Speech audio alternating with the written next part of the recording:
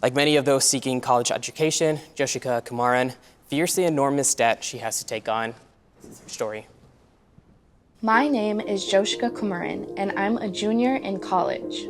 A college degree matters because in the United States, education is linked to future earnings, and every potential penny could make a difference. My parents were stretched thin and wouldn't be able to contribute anything towards my tuition. Both my parents had lost their jobs, and my brother's brain tumor went from benign to malignant. The burden of my college debt is on me, and that is daunting. Having any amount forgiven is a weight lifted that gives us more hope.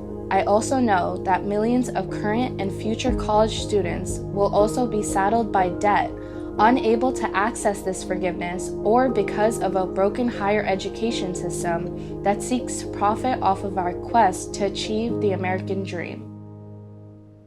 First, I'd like to say thank you, Mr. President, for having us and being able to have this conversation with all of us. This topic is near and dear to my family and my heart, so I'm grateful to be able to have this conversation with you. So my first question, I wanted to set myself and my family up for long-term financial security by getting a college degree. But it comes at a huge cost, which makes it harder for me to help my family stay afloat and pay for my brother's brain cancer treatments. For people of color, the path to true financial security is often paved with advanced degrees, and yet the cost of simply getting a bachelor's degree can be the largest burden we bear financially. Federal student loan forgiveness will make a big difference, but it feels like the system itself is broken in some ways. What can your administration, working with Congress, do to help break this vicious cycle that is hurting the future of young people seeking an education for a better life? I used to have a good friend I went to high school with. And I say, Bob, do you understand me? He said, Joe, I not only understand you, I overstand you. I overstand. I got into a private university when I was out of high school. And even with the financial aid, I couldn't go there. And I had to work, which is not a problem, to go to the University of Delaware, which is much, much cheaper. Now, just in the last 40 years, the four-year university cost of a four-year university has tripled in the last 40 years to go to the school to begin with. And Pell Grants used to cover 80% of a college tuition. Now it's down to about 30%.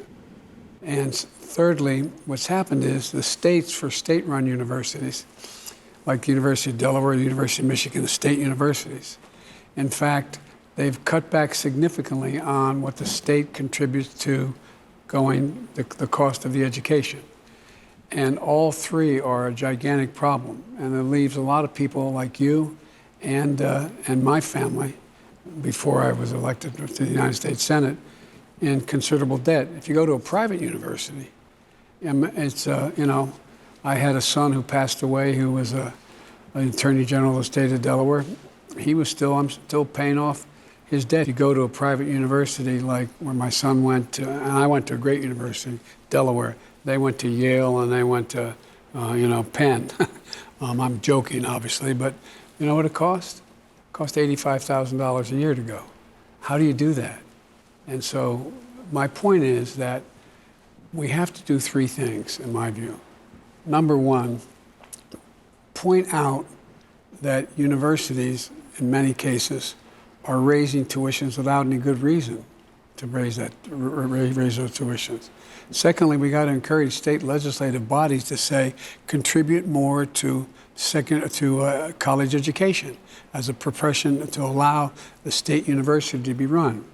So what I've done, I provided a lot of money, particularly for HBCUs, black universities, and minority-serving universities.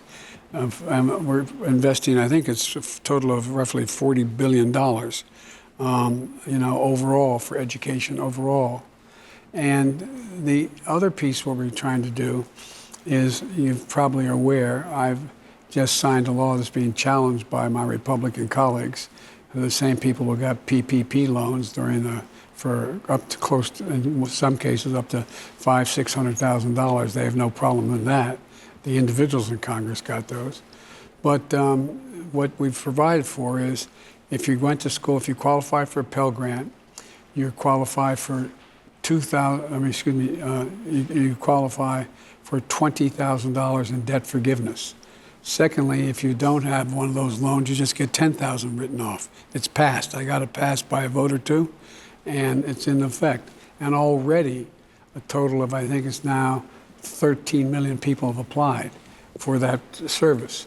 And, what I think we should be doing as well is right now there's a payment program that you never have to pay back more than 10% of your disposable income for your college. I think that should be cut to 5%, and I think that should be kept. And I've proposed that, that's passed, and so on. So anyway, there's a lot of things, but the biggest thing we can do also is to help with Pell Grants. And I want to double the Pell Grants, the size of the Pell Grants. So we began to bring this back into some kind of equilibrium again. There's a lot more to say, but I probably already said too much.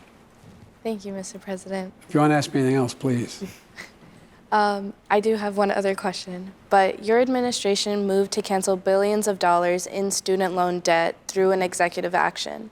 Those of us who do receive this relief fear that another administration could reverse the cancellation and resaddle us with the same debt. What does a sustainable solution look like that can't be reversed with a new administration? Well, hopefully there's not going to be a new administration. It's going to change it in the next 6 years. It's about making it clear. Look, they talk about the cost of this. Well, at the same time, the people are criticizing the cost of this were the same people who voted for a $2 trillion tax cut for the very wealthy in corporate America. We did a couple things to pay for this. One, I was able to cut the federal debt my first year by $350 billion.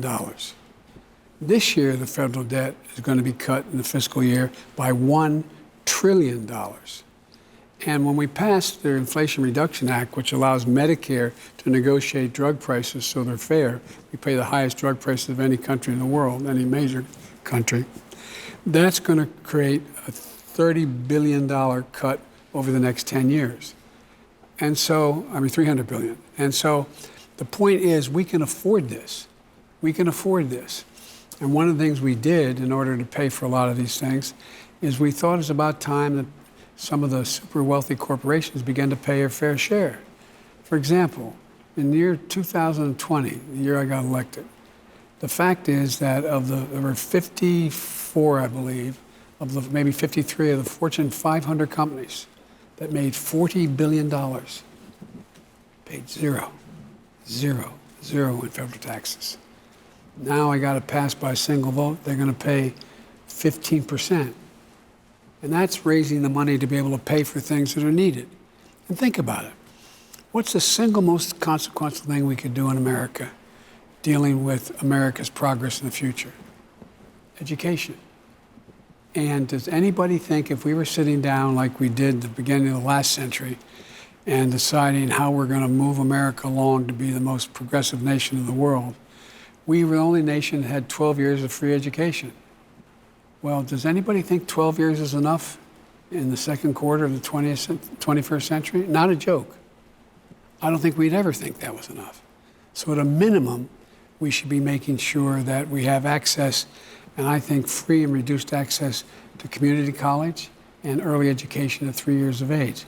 I pushed it, I haven't gotten it passed yet. But so there's a lot of things we can do to increase the prospects of being able to have a better educated public, where you're not indebted and have sort of a weight around your neck for a long, long time.